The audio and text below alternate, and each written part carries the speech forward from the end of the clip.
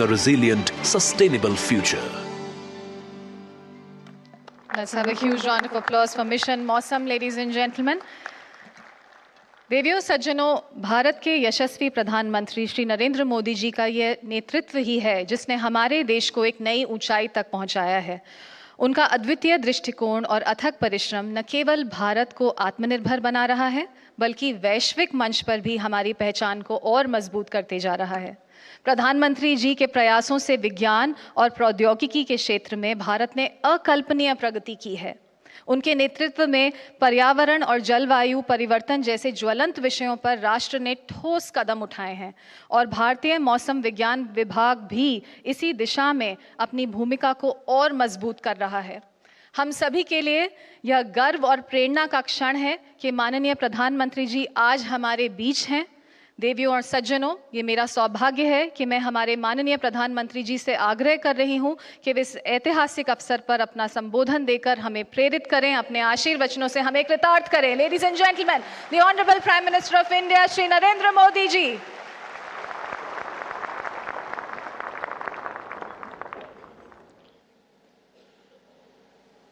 केंद्रीय मंत्रिपरिषद के मेरे साथी डॉक्टर जितेंद्र सिंह जी, WMO की secretary general professor Celeste Saulo ji, विदेशों से आए हमारे अतिथिगण, मिनिस्ट्री ऑफ अर्थ साइंस के secretary doctor M Ravichandran ji, IMD के director general doctor Mrityunjay Mohapatra ji, अन्य महानुभाव, सभी वैज्ञानिक और विभिन्न विभागों एवं संस्थाओं के अधिकारी, देवी और सज्जनों, आज हम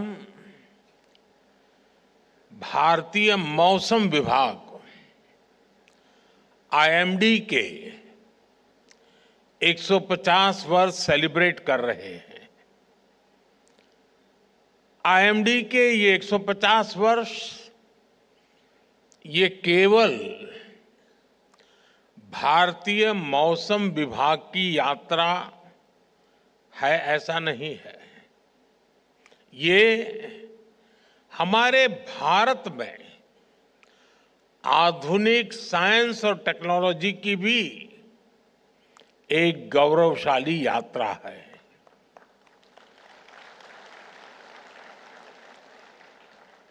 IMD ने इन 150 वर्षों में न केवल करोड़ों भारतीयों की सेवा की है, बल्कि भारत की वैज्ञानिक यात्रा का भी प्रतीक बना है।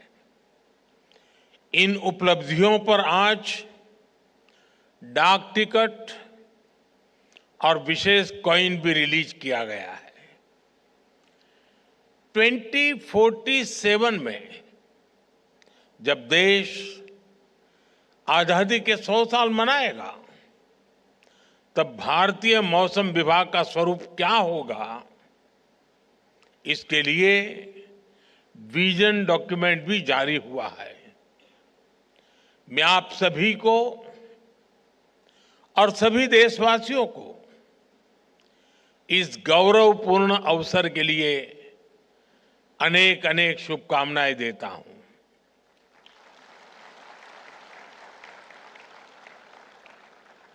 IMD ने 150 वर्षों की इस यात्रा से युवाओं को जोड़ने के लिए नेशनल मीटियोलॉजिकल ओलंपियाड का आयोजन भी किया था।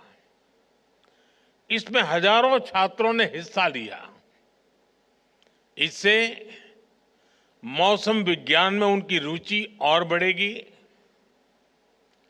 मुझे अभी इसमें से कुछ युवा मित्रों से बातचीत करने का अवसर मिला और आज भी मुझे बताया गया कि हाँ, देश के सभी राज्यों के हमारे युवा यहाँ मौजूद है। मैं उनको विशेष रूप से बधाई देता हूँ।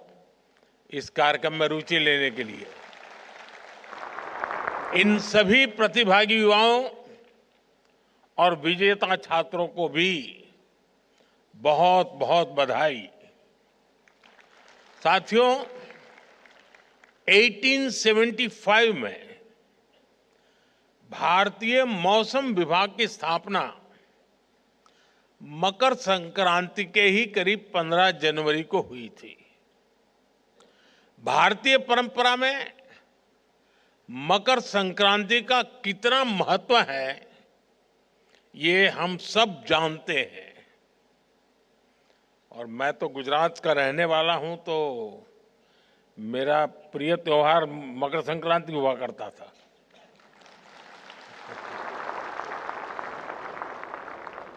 क्योंकि आज गुजरात के लोग सब छत पर ही होते हैं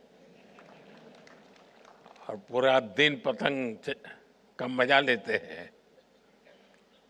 मैं भी कभी जब वहाँ रहता था तो बड़ा शौक था मेरा, खैर आज आपके बीच में हूँ। साथियों, आज सूर्य धनु से मकर राशि में कैप्रिकॉर्न में प्रवेश करते हैं। सूर्य धीरे धीरे उत्तर की ओर नॉर्थवर्ड शिफ्ट होता है। हमारे यहां भारतीय परंपरा में इसे उत्तरायण कहा जाता है। नॉर्दर्न हेमिस्फीयर में हम धीरे धीरे बढ़ती हुई सनलाइट को महसूस करने लगते हैं। खेतीबाड़ी के लिए, फार्मिंग के लिए तैयारियां शुरू हो जाती हैं और इसलिए ये दिन भारतीय परंपरा में इतना अहम माना गया है। उत्तर से दक्षिण, पूरब से पश्चिम, भिन्न भिन्न सांस्कृतिक रंगों में इसे सेलिब्रेट किया जाता है। मैं इस अवसर पर सभी देशवासियों को मकर संक्रांति के साथ जुड़े अनेक विविध पर्वों की भी बहुत बहुत बधाई देता हूं। साथियों, किसी भी देश के वैज्ञानिक संस्थानों की प्रगति साइंस के प्रति उसकी जागरूकता को दिखाती है। वैज्ञानिक संस्थाओं में रिसर्च और इनोवेशन नए भारत के टेम्परामेंट का हिस्सा है। इसलिए पिछले 10 वर्षों में आईएमडी के इंफ्रास्ट्रक्चर और टेक्नोलॉजी का भी अभूतपूर्व विस्तार हुआ है। Doppler weather radar, automatic weather stations, runway weather monitoring systems, district wise rainfall monitoring stations, ऐसे अनेक आधुनिक इंफ्रास्ट्रक्चर की संख्या में कई गुना का इजाफा हुआ है। इन्हें अपग्रेड भी किया गया है। और अभी डॉक्टर जितेंद्र सिंह जी ने आंकड़ों में भी आपको बताया कि पहले कहां थे, आज कहां पहुंचे हैं। मौसम विज्ञान को भारत की स्पेस टेक्नोलॉजी और डिजिटल टेक्नोलॉजी का भी पूरा फायदा मिल रहा है। आज देश के पास अंटार्कटिका में मैत्री और भारती नाम के 2 मीटरोलॉजिकल ऑब्जर्वेटरीज हैं। पिछले वर्ष अर्क और अरुणिका सुपर कंप्यूटर शुरू किए गए हैं। इससे मौसम विभाग की विश्वसनीयता भी पहले से कहीं ज्यादा बढ़ी है। भविष्य में भारत मौसम की हर परिस्थिति के लिए तैयार रहे। भारत एक क्लाइमेट स्मार्ट राष्ट्र बने, इसके लिए हमने मिशन मौसम भी लॉन्च किया है। मिशन मौसम सस्टेनेबल फ्यूचर और फ्यूचर रेडीनेस को लेकर भारत की प्रतिबद्धता का भी प्रतीक है। साथियों, साइंस की प्रासंगिकता केवल नई ऊंचाइयों को छूने में नहीं है। विज्ञान तभी प्रासंगिक होता है जब वो सामान्य से सामान्य मानवी के जीवन का और उसके जीवन में बेहतरी का, ईज ऑफ लिविंग का माध्यम बने। भारत का मौसम विभाग इसी कसौटी पर आगे है। मौसम की जानकारी सटीक हो और वो हर व्यक्ति तक पहुंचे भी। भारत में इसके लिए आईएमडी ने विशेष अभियान चलाए। अर्ली वार्निंग फॉर ऑल सुविधा की पहुंच आज देश की 90% से ज्यादा आबादी तक हो रही है। कोई भी व्यक्ति किसी भी समय पिछले 10 दिन और आने वाले 10 दिन के मौसम की जानकारी ले सकता है। मौसम से जुड़ी भविष्यवाणी सीधे व्हाट्सएप पर भी पहुंच जाती है। हमने मेघदूत मोबाइल ऐप जैसी सेवाएं लॉन्च की, जहां देश की सभी स्थानीय भाषाओं में जानकारी उपलब्ध होती है। आप इसका असर देखिए। 10 साल पहले तक देश के केवल 10% किसान और पशुपालक मौसम संबंधी सुझावों का इस्तेमाल कर पाते थे। आज ये संख्या 50% से ज्यादा हो गई है। यहां तक कि बिजली गिरने जैसी चेतावनी भी लोगों को मोबाइल पर मिलनी संभव हुई है।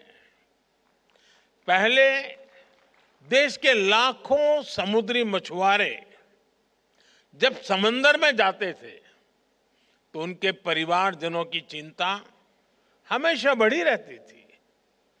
अनहोनी की आशंका बनी रहती थी।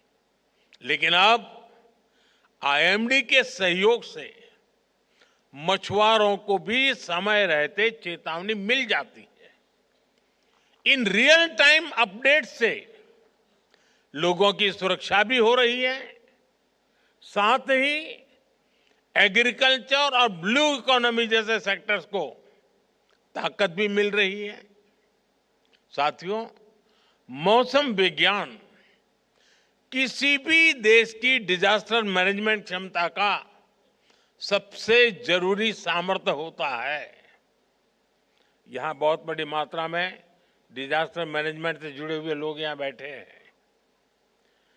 प्राकृतिक आपदाओं के प्रभाव को मिनिमाइज करने के लिए हमें मौसम विज्ञान की एफिशिएंसी को मैक्सिमाइज करने की जरूरत होती है। भारत ने लगातार इसकी अहमियत को समझा है। आज हम उन आपदाओं की दिशा को मोड़ने में कामयाब हो रहे हैं जिन्हें पहले नियति कहकर छोड़ दिया जाता था। आपको याद होगा 1998 में कच्छ के कांडला में चक्रवाती तूफान ने कितनी तबाही मचाई थी। उस समय बड़ी संख्या में लोग मारे गए थे। इसी तरह 1999 में उड़ीसा के सुपर साइक्लोन की वजह से हजारों लोगों को जान गंवानी पड़ी थी। बीते वर्षों में देश में कितने ही बड़े बड़े साइक्लोन आए, आपदाएं आई, लेकिन ज्यादातर में हम जान हानि को जीरो या मिनिमल करने में सफल हुए।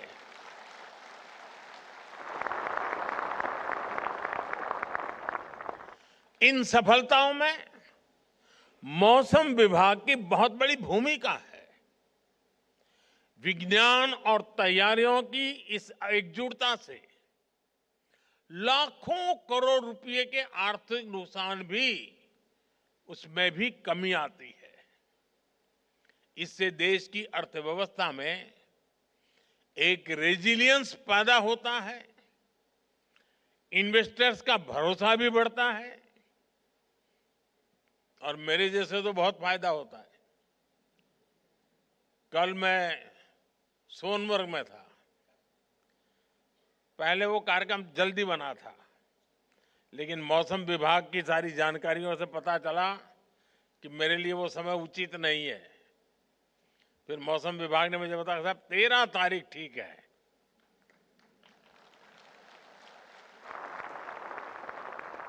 अब कल मैं वहां गया, -6 डिग्री टेम्परेचर था,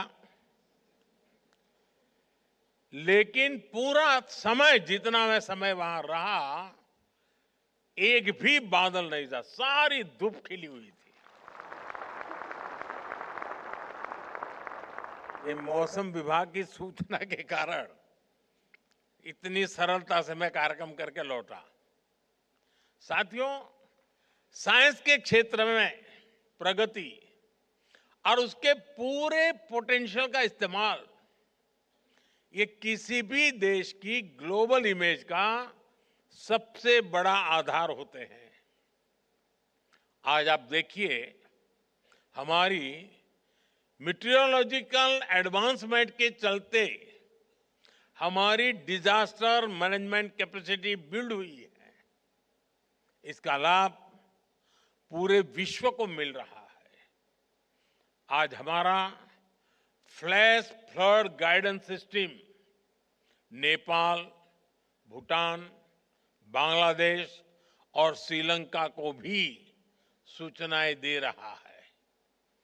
हमारे पड़ोस में कहीं कोई आपदा आती है तो भारत सबसे पहले मदद के लिए उपस्थित होता है। इससे विश्व में भारत को लेकर भरोसा भी बढ़ा है। दुनिया में विश्व बंधु के रूप में भारत की छवि और मजबूत हुई है। इसके लिए मैं आईएमडी के वैज्ञानिकों की विशेष तौर पर सराहना करता हूं।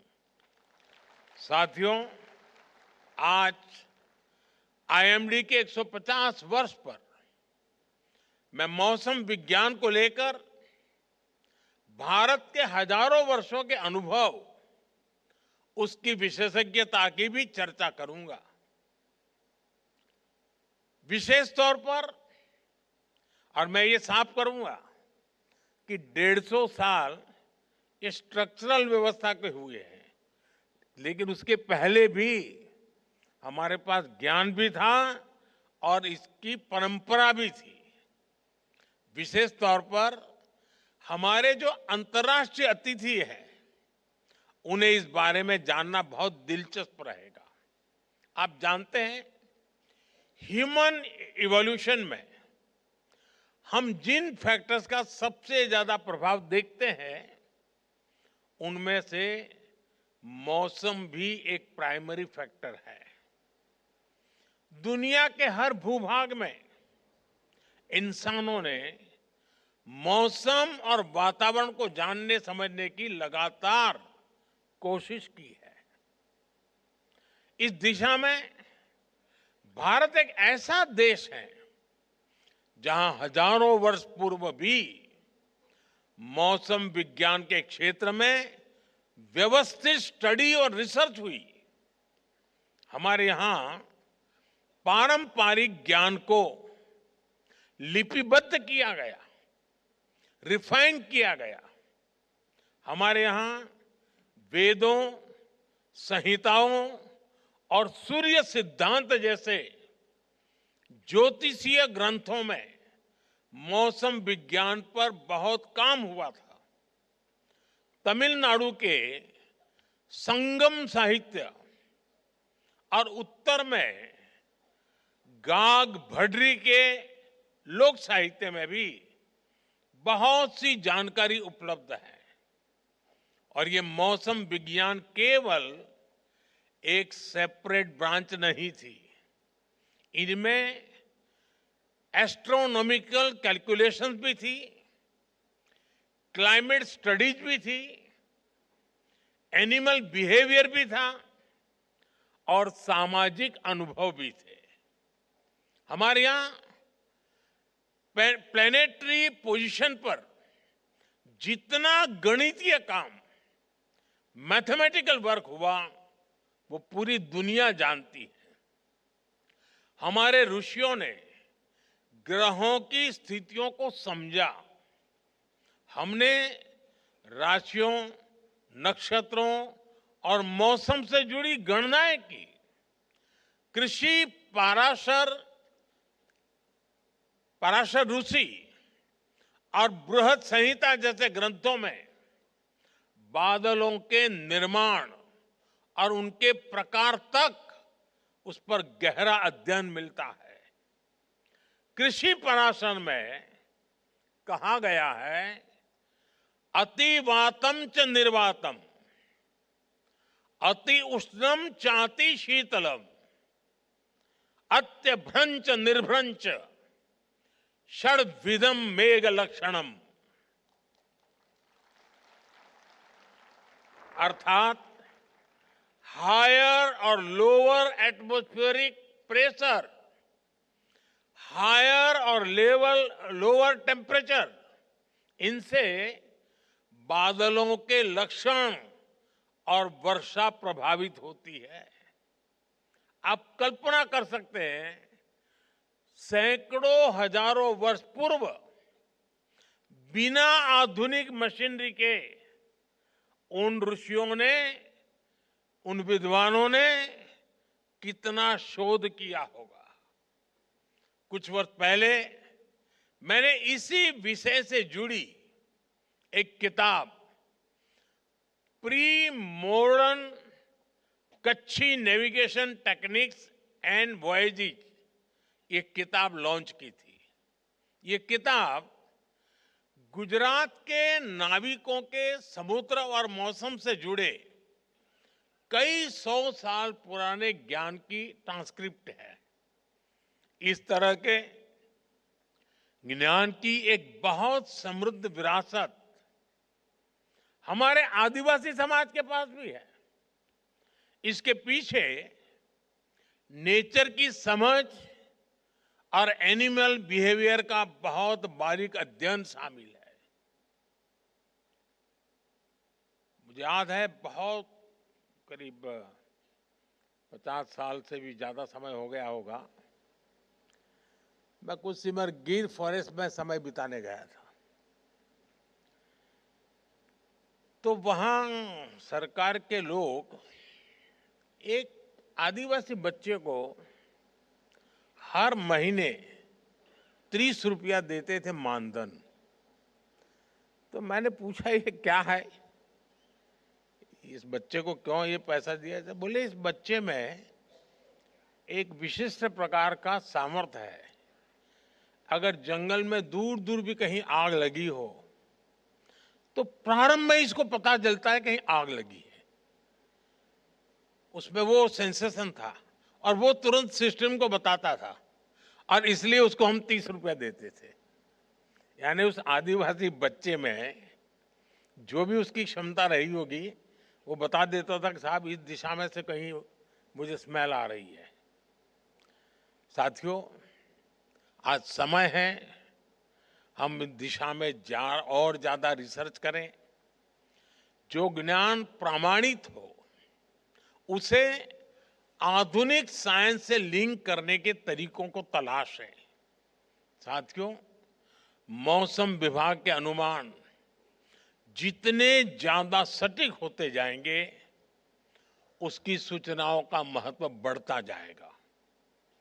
आने वाले समय में आईएमडी के डेटा की मांग बढ़ेगी, विभिन्न सेक्टर्स, इंडस्ट्री, यहां तक कि सामान्य मानवी के जीवन में इस डेटा की उपयोगिता बढ़ेगी।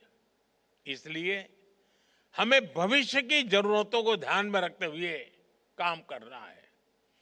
भूकंप जैसी प्राकृतिक आपदाओं की चुनौतियां भी है, जहां हमें वार्निंग सिस्टम को डेवलप करने की आवश्यकता है। मैं चाहूंगा हमारे वैज्ञानिक, रिसर्च स्कॉलर्स और आईएमडी जैसी संस्थाएं इस दिशा में नए ब्रेक थ्रूज की दिशा में काम करें। भारत विश्व की सेवा के साथ साथ विश्व की सुरक्षा में भी अहम भूमिका निभाएगा।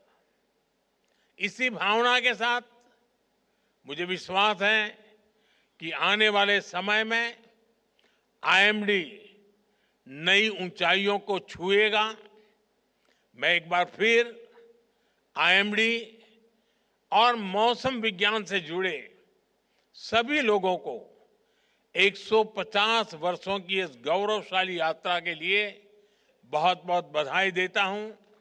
और इन 150 साल में जिन जिन लोगों ने इस प्रगति को गति दी है, वे भी उतने ही अभिनंदन के अधिकारी हैं।